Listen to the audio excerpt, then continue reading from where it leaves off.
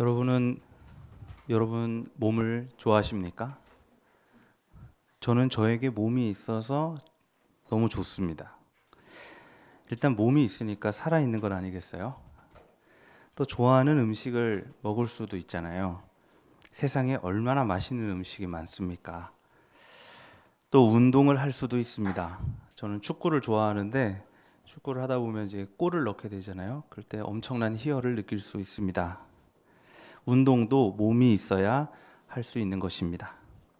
또 우리는 매일 잠을 자야 합니다. 잠도 몸이 있어야 이렇게 누울 수 있는 것입니다. 또 성욕을 채워주는 섹스나 자위도 몸이 있어야 할 수 있는 것입니다. 이렇게 식욕, 수면욕, 성욕 이런 욕망을 채워줄 수 있는 우리의 몸은 그야말로 축복입니다. 그러나 이 몸은 우리에게 저주가 되기도 합니다. 밥 먹은 지 얼마나 됐다고 또 시간이 지나면 꼬르륵 밥 달라고 신호를 보냅니다.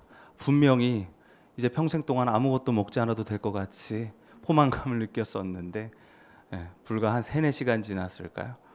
다시 밥 달라고 하죠. 매일 때마다 밥을 먹어야 합니다. 매번 밥을 준비하려면 그만큼 매일 돈을 벌어야 합니다. 돈을 벌기 위해서는 일을 해야 합니다. 일을 하면 몸이 고달파집니다. 몸이 고달파지면 누워야 됩니다. 누우려면 집이 있어야 됩니다. 집이 있으려면 또 일을 해야 하잖아요. 몸은 사실 축복이 아니라 저주입니다. 오늘 히브리 사람들은 광야에 서 있습니다. 이집트에서 나온 지 2달 정도 지났습니다. 홍해를 가르고 이집트를 이긴 그 기적과 해방의 감동도 다 잊혀질 무렵 그들이 처음으로 맞이한 위기는 바로 배고픔이었습니다. 자유인으로 굶어 죽을 바에는 한 끼 배불리 먹는 노예가 낫겠다. 그래, 먹고 죽은 귀신이 때깔도 곱다고 죽더라도 이집트 가마손 옆에서 고기 냄새 맡다가 죽는 게 낫지. 이 해방이라는 가치가요, 한낱 배고픔 앞에서 이렇게 무용해집니다. 해방이 밥 먹여준다냐? 가난한 집에서 태어나 돈 안 되는 일 집어치우라는 부모님의 가르침 때문에 꿈을 포기한 사람들이 얼마나 많을까요?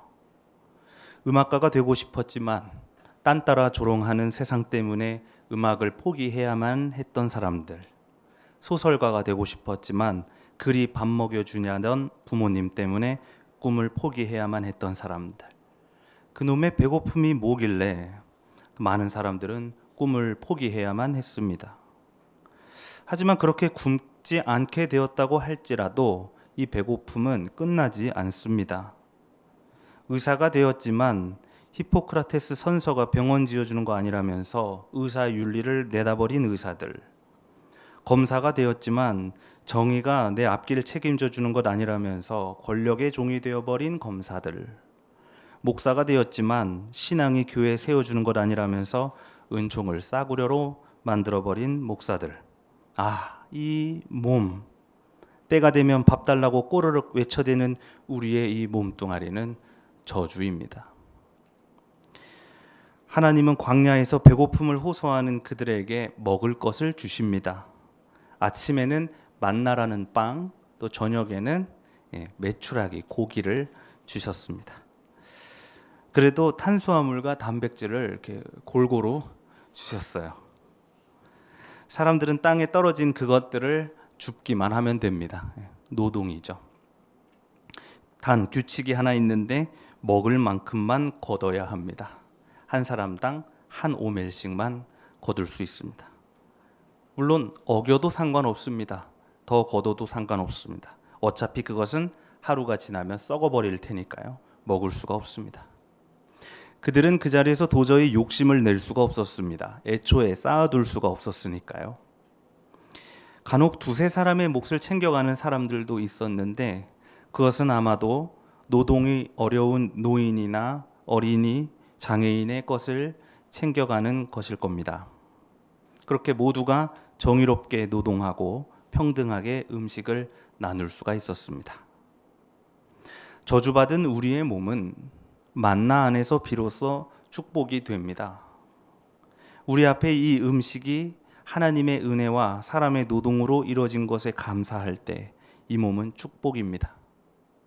소외되고 억울한 사람 하나 없이 모든 이들이 평등한 식탁에 둘러앉을 때 이 음식은 성찬이 되고 그것을 먹는 우리의 몸 또한 거룩해집니다. 이 몸에는 빵을 씹을 입만 있는 것이 아니라 이 빵을 떼어서 나눌 수 있는 이 손도 있지 않습니까? 거룩한 식탁을 만들어낼 수 있는 이 몸은 축복입니다. 오늘 마태복음에서 예수께서는 오늘도 하늘나라에 대한 이야기를 들려주십니다. 어떤 포도원 주인이 이른 아침에 인력사무소로 나가서 하루 품삯을 한 데나리온으로 합의하고 일꾼들을 고용했습니다. 그런데 주인은 그 이후에도 아침 9시, 12시, 오후 3시에도 나가서 빈둥거리며 놀고 있는 사람들, 그러니까 게으른 사람들이 아니라 그 시간까지 고용되지 못한 사람들을 또 데려왔습니다. 심지어 거의 퇴근 시간이죠. 5시에도 나가서 일꾼들을 데려왔습니다. 이들은 하루 종일 아무에게도 일거리를 받지 못한 사람들입니다. 인력 시장에서 박탈당한 사람들이죠. 그렇게 일과가 끝나고 이제 주인은 하루 품삯을 줍니다. 모두에게 약속한 한 데나리온씩 나눠줬습니다. 자, 이제 누군가가 화가 나겠죠? 처음에 왔던 사람들이 투덜거리며 주인에게 따집니다. 이것은 공평하지 않다고요. 그러자 주인이 이렇게 말합니다. 당신은 나와 한 데나리온으로 합의하지 않았소? 모든 이들에게 하루 품삯 한 데나리온씩 주는 것이 나의 뜻이요. 내가 후하기 때문에 그것이 당신 눈에 거슬리오? 당신 몫이나 받고 돌아가시오. 그렇습니다. 더도 말고 덜도 말고 한 사람당 한 데나리온씩 주시는 하나님은 후하십니다. 힘이 강하든 약하든 가방끈이 길든 짧든 장애인이든 비장애인이든 하나님은 아침이 되면 모든 이들에게 만나와 같이 똑같은 햇빛을 주십니다. 같은 바다를 주시고 같은 땅을 주십니다. 이 모든 것들은 평등하게 나눠 쓰라고 주신 것입니다. 그런데 이 하나님의 후하심이 눈에 거슬렸는지 힘이 강한 이들은 약한 이들의 것을 빼앗고 그것을 공평이라고 부르기 시작했습니다. 이 공평의 논리가 통하는 이 세상에서 혹시라도 내가 인력사무소에 남게 될까 봐 사람들은 무한경쟁 안으로 뛰어듭니다. 누군가는 살아남고 누군가는 패배합니다. 살아남기 위해서 형제자매의 패배를 딛고 승리하기도 합니다. 그렇게 해서 2데나리온, 3데나리온 남들보다 더 벌고 더 갖게 되었습니다. 그러나 친구의 피로 얻은 그 데나리온은 저주받은 돈 아니겠습니까? 고작 하루 품삯 한 데나리온으로도 축복이 될 수 있습니다. 내가 노동해서 내는 세금이 노동하지 못하는 이들의 한 데나리온이 된다면 나의 노동과 세금은 거룩해질 수 있습니다. 내가 내는 헌금이 하나님의 창조 사역에 동참하는 이 공동체를 더욱 단단하게 한다면 나의 봉헌은 거룩해질 수 있습니다. 모든 이들이 한 데나리온 안에서 감사할 수 있다면, 그리고 누구도 이 한 데나리온에서 소외되지 않는다면 그것은 거룩한 노동이고 거룩한 품삯입니다. 사람들은 돈을 더럽다고 말하지만 더 가지려는 마음이 더럽지 돈이 더러운 것이 아닙니다. 누군가를 살리는 돈이 된다면 그것은 성물이죠. 교회 부동산, 이 건물도 누군가에게 안전한 공간이 된다면 성전이 될 수 있습니다. 그리고 우리의 몸도 마찬가지입니다. 바울은 몸이 있었지만 자기 몸을 그렇게 중요하다고 생각하지는 않았습니다. 그 당시 교회 지도자들이 거의 다 그랬습니다. 몸을 아끼지 않고 던졌던 독립운동가들처럼 당시 교회 지도자들은 틈만 나면 순교했습니다. 그것을 피의 세례라고 부르면서 영광스럽게 생각했습니다. 네로 황제가 기독교를 박해하던 시기에 바울은 이것이 나의 때다 싶었는지 바로 달려가서 목이 잘려 죽습니다. 참수형을 당한 거죠. 그래서 머리가 이렇게 3번 튕겼다고 합니다. 이렇게 통통통. 그 3번 튕긴 곳에서 샘이 솟았대요. 그래서 그곳에 교회를 지었는데 그곳이 세계의 샘 성당입니다. 신기하죠? 바울은 정말로 자기 몸을 이렇게 아끼지 않았습니다. 그리고 그것은 빌립보 교회에 보내는 편지에도 잘 드러납니다. 나에게는 사는 것이 그리스도이시니 죽는 것도 유익합니다. 그러나 육신을 입고 사는 것이 보람된 일이라면 내가 어느 쪽을 택해야 할까요? 나는 내가 죽어야 할지 살아야 할지 모르겠습니다. 나는 항상 이 둘 사이에 끼어 있습니다. 사실 내가 정말 원하는 것은 이 세상을 떠나서 그리스도와 함께 있는 것입니다. 그러나 내가 육신으로 남아있는 이유는 여러분을 위해서입니다. 여러분의 발전과 믿음의 기쁨을 더하기 위하여 저는 여러분 곁에 조금 더 머물러 있어야 할 것 같습니다. 바울이 몸을 갖고 있는 이유, 지금 바울이 목숨을 부지하고 있는 이유는 한 끼라도 더 먹기 위해서가 아니라 하루라도 더 생존하기 위해서가 아니라 오로지 빌립보 교회 교우들을 위해서였습니다. 빌립보 교회 교우들이 그리스도인으로서 굳게 설 수 있도록 목회하는 일, 또 그들이 그리스도인으로서 고난을 받는 특권까지 이해하면서 자기 십자가를 지게 하는 일, 오로지 그것을 위해 본인은 지금 살아있노라고 바울은 말합니다. 여러 지역을 돌면서 여러 교회를 목회했던 이 바울은 빌립보 교회 교우들을 특별히 더 좋아했습니다. 내가 여러분을 내 마음에 간직하고 있습니다. 여러분 모두는 내가 갇혀 있을 때나 복음을 전하고 다닐 때나 이 일에 동참해 준 사람들입니다. 내가 그리스도 예수의 심정으로 여러분 모두를 얼마나 그리워하고 있는지 아십니까? 애정이 묻어 있잖아요, 이 편지에. 같은 고생 안에 있었던 이 경험, 같이 하나님의 길을 걸었던 그 경험은 얼마나 소중한지 모릅니다. 우리가 이 세월호 유가족들과 함께 단식했던 날 기억나십니까? 청와대 앞에서 같이 비를 맞으며 아침부터 밤까지 피켓을 들고 있었던 우리입니다. 추운 겨울이나 더운 여름이나 거리에서 깃발과 십자가를 들고 행진했던 우리 새민족입니다. 예배가 끝나면 또 서로에게 수고했다고 다독여주던 우리입니다.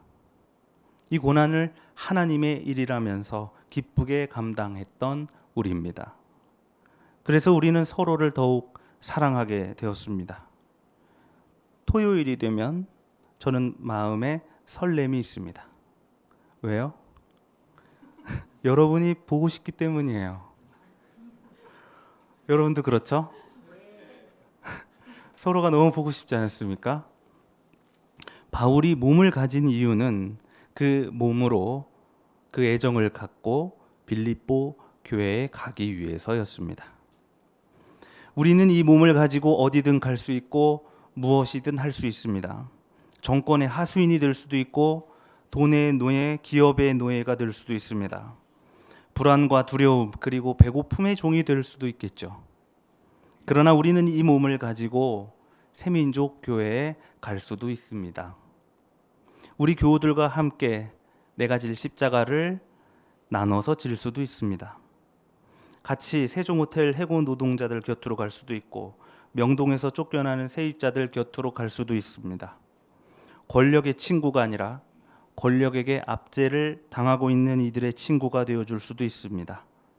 내 빵을 내가 먹는 것만이 아니라 그 빵을 다 같이 나눠 먹을 수도 있습니다. 우리의 몸은 이럴 때야말로 비로소 저주가 아니라 축복의 통로가 됩니다. 몸을 영혼의 감옥이라고도 합니다. 이 몸 때문에 우리는 어딘가에 항상 매이지 않습니까? 배고픔에 매이고 탐욕에 매이고 아픔에 매이고 죽음에 매이는 이 몸은 어쩌면 우리가 받은 천벌입니다. 그러나 이 몸이 그것들에게 매이지 않고 오히려 더 내어주고 나눠줄 수 있다면 우리의 몸은 해방의 통로가 될 수도 있습니다. 하나님 또한 몸을 가질 수 있었기 때문에 우리 모두를 해방하고 구원할 수 있었습니다. 시공간을 초월하고 영으로 존재하는 그런 하나님이 아니라 몸을 가진 우리와 같이 이 몸을 가진 하나님이야말로 우리를 구원할 수 있었습니다.